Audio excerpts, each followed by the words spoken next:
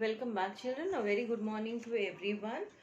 Children, we had already started with the third chapter in civics, that is features of the constitution. And in the unit 1, we had learned about the four features of the constitution, that is federalism, division of powers, union territories, and parliamentary system of government. Now, children, today in the second unit, we are going to study more four features of the constitution, that is independent judiciary, single citizenship, amending the constitution, and election commission. So these four features we are going to learn. But before we learn the new topic or the second unit, children, let us check your answer. What assignment I had given you in the Google form.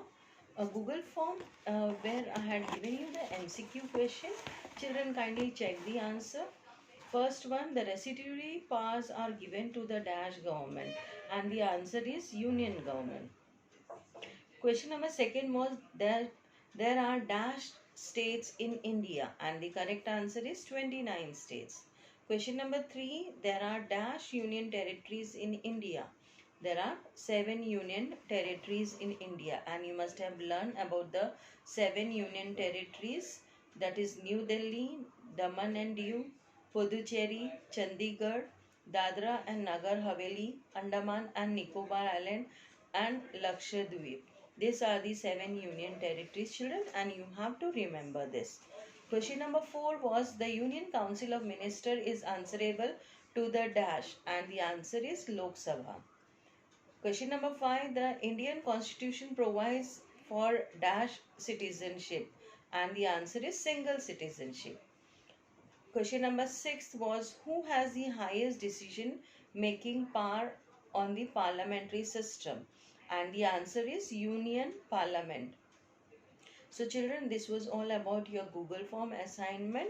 Uh, Now today we are going to study the remaining four features of the constitution, and here we are going to study about the independent judiciary, that in a country, that is India, we follow a democratic government, and we have the judiciary system which is independent, and this judiciary system helps us to resolve the dispute. Whenever any conflict or whenever any fight is there, the judiciary helps to resolve the dispute of the people. The court hears both the sides and gives justice impartiality. The judges are appointed by the president, and it is not easy to remove the judges. There are certain criteria. So the president uh, appoint the judges, which you have to remember, children. The next feature is about single citizenship. In India, we have to know that we should aware that we get a single citizenship. So India has granted uh, Indian citizenship is granted to all Indians by the constitution.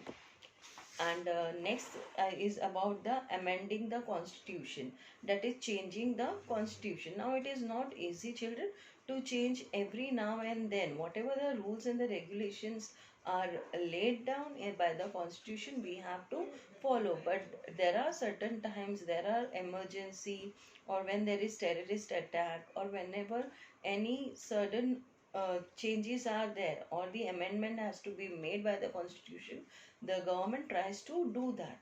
So but that is also very rarely, we can say, and it is flexible. We can change the constitution certain time whenever there is a risk. Then about the election, the last features of the constitution is about the election commission, that we know that India, our country works on the basis of the democratic system. We have a democratic form of the government, and people have to elect the representatives periodically.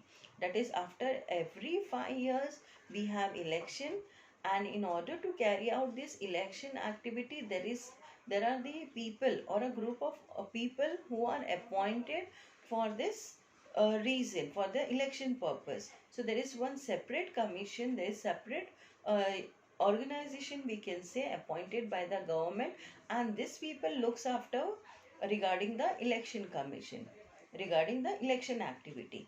So the constitution has entrusted the responsibility of conducting elections and uh, to the election commission. So election commission looks after or see the responsibility of conducting elections. So from the time uh, of voting, or from the starting, we can say, all the procedure of election has been taken care by the election commission. So these are the remaining four features. Watch the videos carefully, children, and complete your assignment. And I have seen that some of the students are not completing their assignment. Make sure that you complete your assignment and submit in time. Thank you. Have a nice day.